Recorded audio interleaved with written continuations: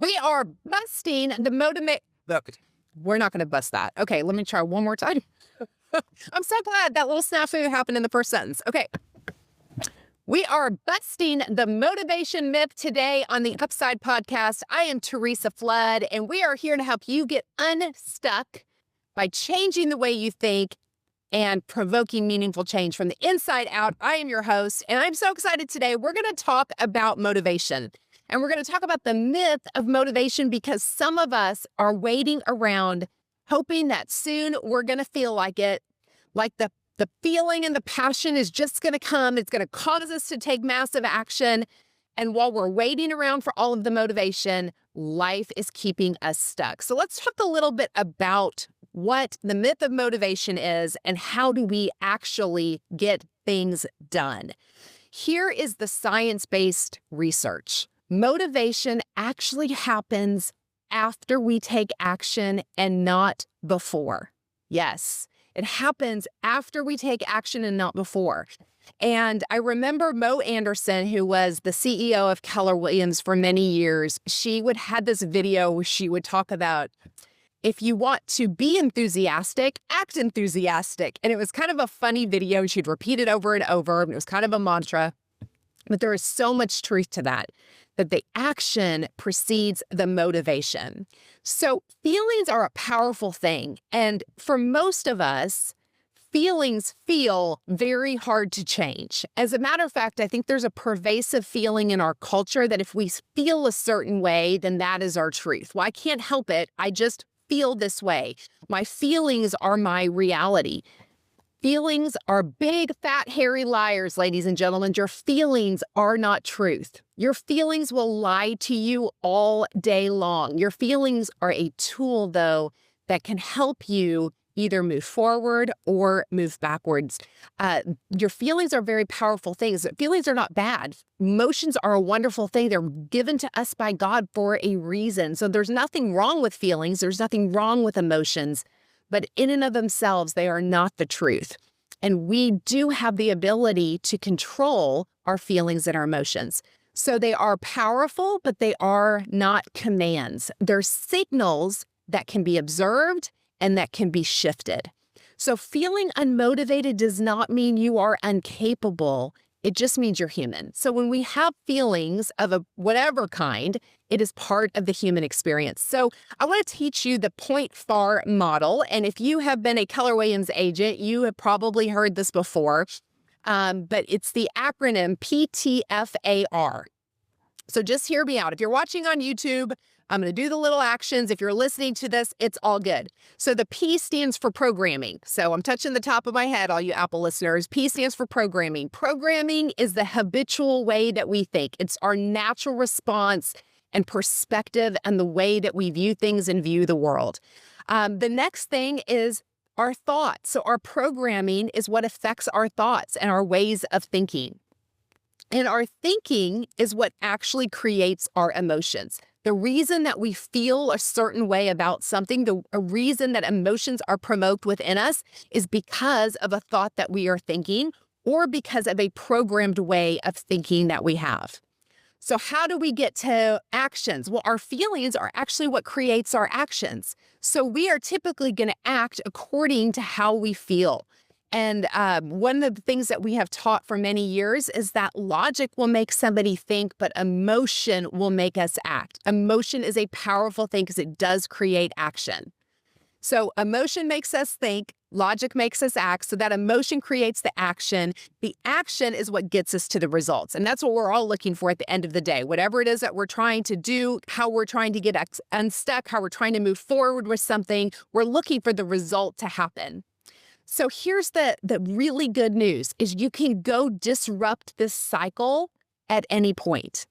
How do you change your programming? Well, you have to start getting different results. How do you get different results? Well, you have to take different action. How do you take different action? Well, you have to start feeling different about the activities or about yourself or about your future or about your goals or about your limitations. And how do you start feeling different? You have to start changing the way that you're thinking. So you have to disrupt the pattern. So motivation, the idea is that I have to be motivated before I act, puts us in the seat of being a victim. that one day I'm just going to all of a sudden wake up and have all of this inspiration to head to the gym at 4:30 a.m. Guess what? That's not the reality of any person that is consistently what we would consider motivated. That is not their experienced reality.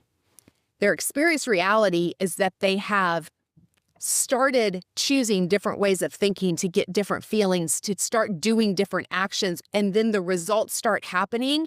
And so then our mind is programmed differently. Go disrupt the cycle.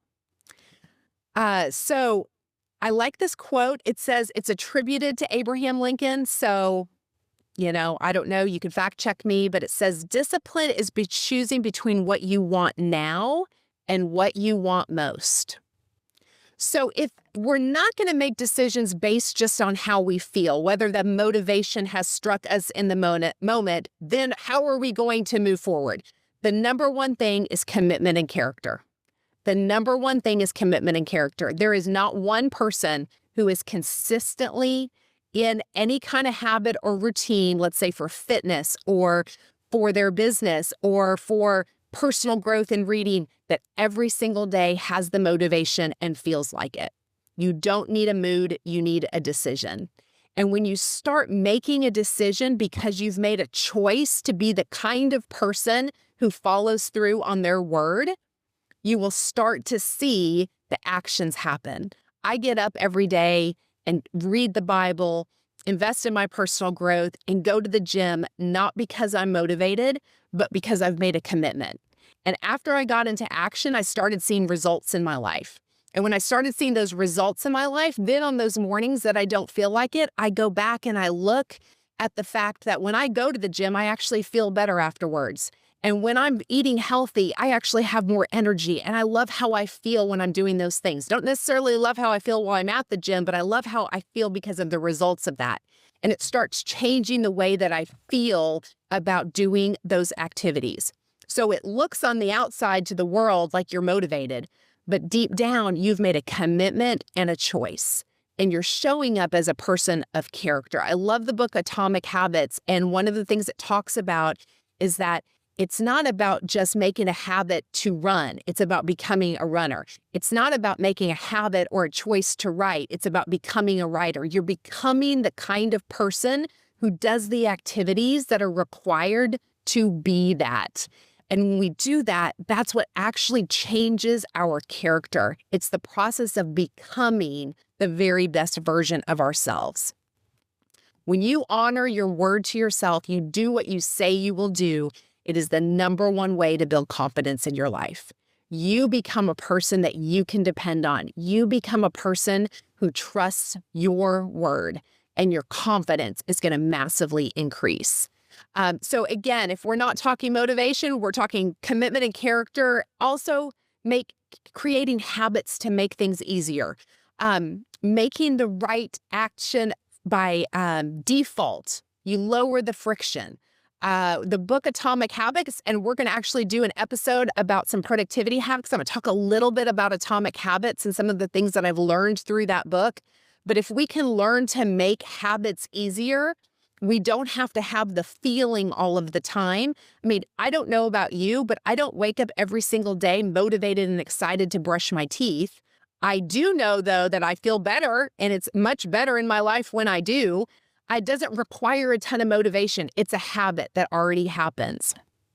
And then the third thing, when motivation isn't there, is that accountability piece, because you're more likely to follow through on something when somebody else is counting on you. It's easy to let ourselves down. And the truth is, a lot of times we're able to let ourselves down without anybody else even knowing it. But when you're accountable to somebody else and somebody else is meeting you at the gym, or somebody else is reading the book with you and you're going to get together and discuss it, or you have a coach that's going to ask you about the calls that you make, when you have that kind of accountability, it's going to cause your motivation to not so much be around the activity. It's going to be the motivation that you feel and the commitment that you feel to that other person. So using external structure to build internal consistency is a powerful, powerful tool. So remember, the real goal is to become the kind of person who does the thing, right? Whatever that hard thing is that you're looking to have motivation for, The goal is that you become the kind of person who does hard things. Don't become great at easy. Become great at doing hard things. I tell my girls all the time, you are capable of doing hard things. You are capable of doing challenging things. You were not made for easy. You were made for greatness. Our delayed gratification is a muscle, and practice builds strength.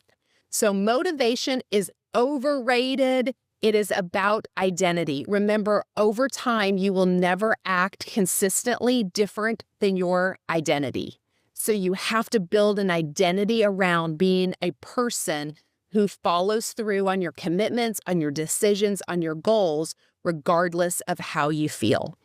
And I promise you, though, when you start seeing progress, when you look down on the scale and the number is a bit lower, when you look in the mirror and your pants are fitting a bit better, when you look at your bank account and it's a little bit fatter, the feeling around the activity is going to change because you're going to see the connection, but you have to start taking action regardless of if the feeling is there. Let your feelings catch up because of the action that you're taking. So I would challenge you, think of something you are putting off or something that you are doing that you are not being consistent on because you're not motivated. And I'm going to challenge you this week to be committed and to use your character to push you through, not your feelings. And as you do that, as you start changing the way that you think, as you start changing the actions that you take, watch your feelings catch up to it. And I'm going to tell you in a week, your feelings around it are going to be much, much different. So take my challenge. I would love to hear from you on what you step out to do and what your experience is. And if you will go to TheResaFlood.com, every episode I create a teaching guide that you can take and turn around and use this content to teach to your team, to your organization, to the people that you lead, or you can just use it for your own personal study because my goal is to help you develop your own personal growth, but also your growth as a leader. And so if you're not subscribed at TheResaFlood.com, that little value add gets sent out to you every Thursday. And so if you're not getting that, I'm going to encourage you to go ahead and sign up for that so you're getting all of that sent to you every single week. So thank you for tuning in. And as always, when you invest in your personal growth every single day, it's going to yield you great returns. Thank you for tuning in. Share this episode with a friend who might need a little motivation in their world, and we'll see you next week.